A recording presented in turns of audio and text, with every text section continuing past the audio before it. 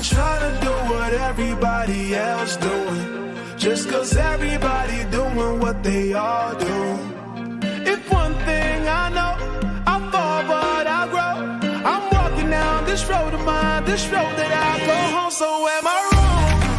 Woo! For thinking that we could be something for real.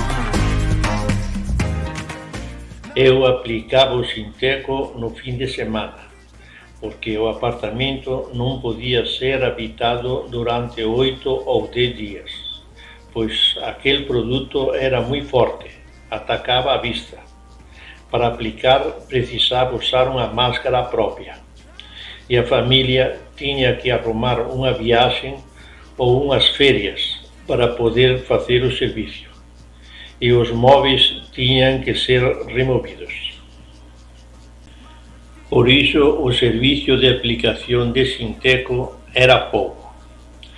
E continuamos trabalhando com o Sigismundo, porém com menos intensidade, porque Amy Castro começou a pegar serviços de raspar e encerar de residências habitadas. Mas isto também era complicado, porque precisava fazer uma parte e trocar os móveis para fazer o resto. E tinha que ter prática para não estragar móveis ou manchar as paredes. E isso trazia problemas para a nossa firma.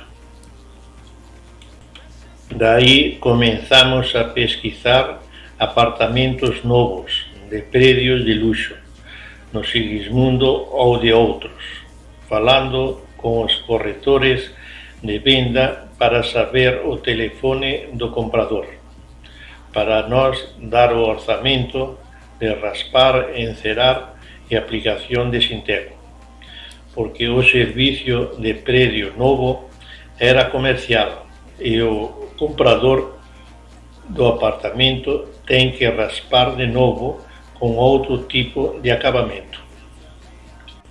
Mas, como nós não tínhamos referência, somente pegamos serviço de raspar e encerar. Eles preferiam pagar mais caro e dar para a própria firma da Sinteco.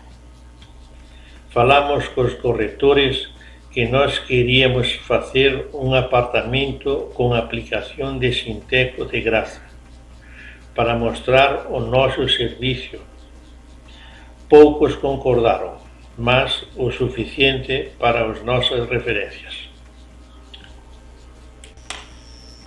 Daí começou a aumentar o nosso serviço e deixamos de trabalhar com o Sigismundo, que também tinha saído do apartamento da Espanhola.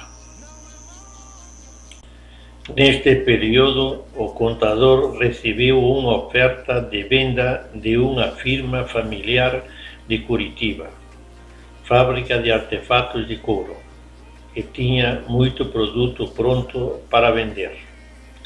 E deixaram umas amostras com ele para pesquisar. Ele falou para nós que parecia um bom negócio, mas ele não tinha tempo livre. E pediu para mim se ela podia fazer uma pesquisa nas lojas em São Paulo para ele. Para ela foi fácil, pois em compra e venda ela era número 1. O resultado foi de produto de primeira linha, mas de poucas vendas. Por ser produto caro, as compras tinham que ser regulares. Alguns falaram que se os preços baixassem, poderiam fazer compras maiores. O contador, não entendendo nada de compra e venda, ofereceu para nós entrar junto com ele. Era venda à vista, mas o dinheiro seria por sua conta. Mas nós tínhamos que ir à fábrica a fazer um levantamento total documentado junto com a pessoa responsável e assinado junto com o contador da firma. Fomos e voltamos com tudo relacionado. Fomos bem atendidos. Eram 4 irmãs, 2 mulheres e 2 homens. O pai tinha falecido. A fábrica estava praticamente parada. pero todo ben conservado. A relación do produto acabado, se for vendido no precio de tabela, daría para pagar todo o valor. Mas o mercado estaba abastecido e ninguén quería comprar nese precio. Tiña bastante materia prima e máquinas de costura e de traballar couro, mas nós non sabíamos estimar o seu valor. E aí mi, xunto con unha copia da relación de máquinas e materia prima, foi a Avenida Rangel Pestana a falar coa firma que vendía o couro para eles, para poder nós facer un custo mínimo. Eles ficaban con o couro e os materiais vendidos por eles, estando todo en perfeito estado. Porén, o precio sería abaixo do custo. E deu para ela o enderezo de unha firma ali perto, que remataba lotes de máquinas en leilóns. E, de acordo coa relación, se interesaron, mas tiña que mandar unha persoa a conferir o seu estado para poder dar precio. O noso contador tiña un cliente que fabricaba malotes de lona e couro para o goberno e correos, e pediu para ele unha persoa que entendese de máquinas de costura para ir xunto con ele na fábrica en Curitiba para ver o estado delas. E con unha persoa da firma dos leilóns foron os tres con a intención de finalizar todo. Todo ficou acertado, con un contrato de compra e venda nas condicións seguintes: a materia prima colocada en transportadora con o destino ao mesmo enderezo da loxa que vendeu o couro para eles. O produto acabado todo embalado con destino á Rúa Marconi no escritorio do contador. E as máquinas con destino a ser dado nos próximos días, todo en São Paulo. Ele deu 60% de entrada e o restante sería pago no fin das entregas determinadas, en perfeito estado. Cando chegou o material ao escritorio, o contador falou para mí que podía vender como ela achar mellor, tanto no precio como no prazo de pagamento. E durante unha semana, máis ou menos, conseguiu vender un tercio. E praticamente xa todo era lucro. O contador e nós ficamos contentes. Nesta época chegaron dous irmáns meus da España, Luís e Ricardo, e foron para raspar tacos en residencias habitadas. Mas como eles tiñan pouca práctica, comezou a ter moitas reclamacións dos clientes, con manchas nas paredes e batentes de porta lixados. Daí a mí criou atritos con os meus irmáns, porque ela, na hora de recibir o diñeiro, tamén recibía a reclamación e non tiña como concertar. Despois veio outro irmán, o Paulino, e acabou ficando pior. Daí falou para min que ela non iba a recibir máis o servicio deles, porque eles queren acabar logo o servicio para pegar outro, e non están mellorando nada. Eles facían o servicio máis simples, raspar e encerar, e gañaban por metro cuadrado. O servicio de Sinteco é o que facía, con unha turma con práctica, e non tiñamos reclamacións. Eu falei con os meus irmáns que non estaba dando certo traballar xuntos na mesma firma, e iba a falar co contador para abrir unha firma para eles sociños. Así poderían eles mesmos, cando terminar o servicio, recibir o diñeiro. O contador falou que eles não podem ser registrados nem ter firma em São Paulo, devido aos seus documentos, que era para trabalhar no campo no Paraná. Mas eles podiam trabalhar sem firma o seu nome, porque os serviços que eles faziam ninguém pedia nota, e somente um simples recibo seria o suficiente. Eu falei com eles que a firma M. Castro continuava dando orçamentos para a raspagem, e quando sair algum, eu dava para eles a cópia do orçamento para fechar e combinar o serviço. E no final, eles mesmos recebiam, assinando um recibo com o nome deles. Tudo certo. Apareceu um serviço grande, uma fábrica na Vila Leopoldina, a Nilotex, mas tinha que trabalhar somente de noite. Para eles foi ideal. Ficaram mais ou menos 20 dias e os donos gostaram do trabalho deles. E ofereceu para os três emprego para trabalhar todos os dias de noite, 8 ou 10 horas, para fazer a limpeza da fábrica geral, incluindo sanitários, escritórios, comedor e todos os vidros. Aquele serviço estava sendo feito por 5 funcionários, mas eles prometeram fazer sozinhos, o que tudo deu certo. E ainda rasparam os tacos das casas dos chefes nos fins de semana.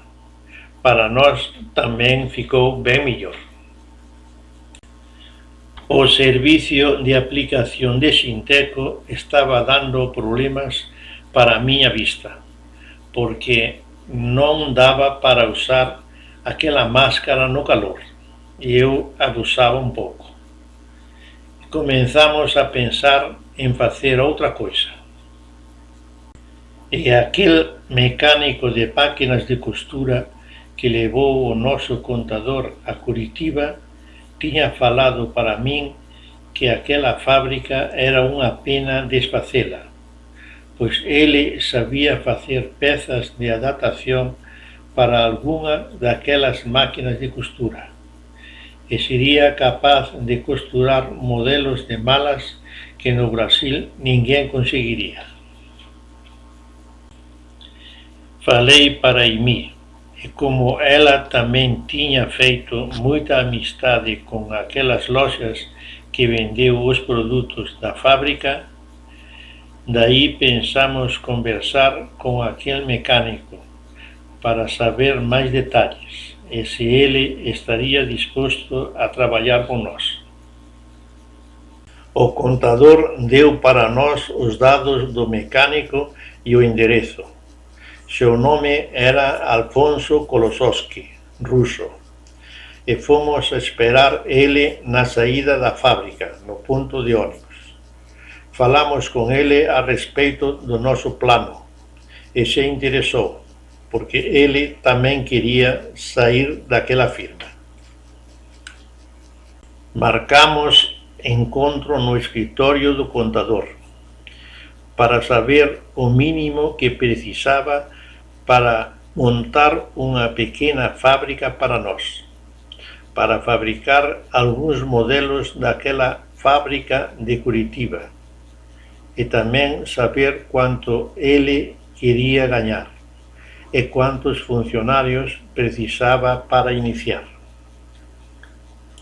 No fim do encontro, achamos que ele tinha muitos conhecimentos a respeito das máquinas de costura, e o que ele queria ganhar para nós representou pouco. O pior foi 2 máquinas novas alemãs da marca Adler que ele precisava para fazer as alterações. Pegamos o relatório de todo o material que ele precisava para iniciar. Fizemos um levantamento e o nosso dinheiro não dava, porque precisaba comprar tudo à vista. Como ele precisava 2 meses para preparar aquelas 2 máquinas, falamos com ele para comprá-las e arrumar um lugar para montar a fábrica, devagar. Assim nós tínhamos mais tempo de procurar as outras máquinas usadas, porque era muito mais barato, e nós já tínhamos visto algumas. Encontramos uma casa grande e antiga na rua Taquari, na Moca, com um aluguer barato, e o dono permitia derrubar as paredes dos quartos para fazer todo um salão.